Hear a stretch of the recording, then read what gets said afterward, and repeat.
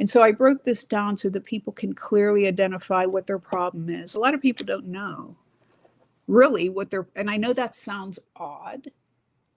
It's true though. But it's very true. Like I just spoke to somebody who was working and working and working on how to hire better employees.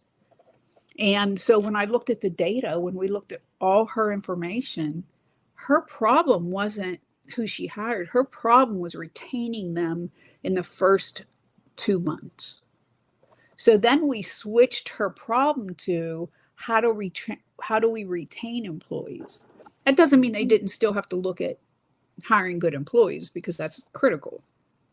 But once we changed the problem statement, right, so that we could really look at and work on, because if we're working on running better ads, raising wages, and all those things, then we're not working on what are we doing once we get them in the door.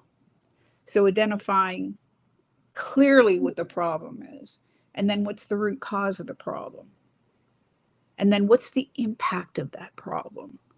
So a lot of people think a no decision is just a no decision, but a no decision is a decision. So if I decide not to deal with a problem, whether it's a leaky faucet at home, a problem marriage, or a big organizational issue, a no decision is a decision to keep it the way it is.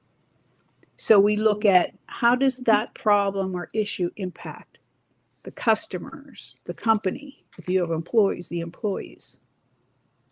And then we get into a lot of different problem-solving issues, decision steps broken down into 2 areas. One is if you have people in your team that work for other people and they don't like the way their company's running things, how do you make a proposal so that it'll really show how it'll help the company?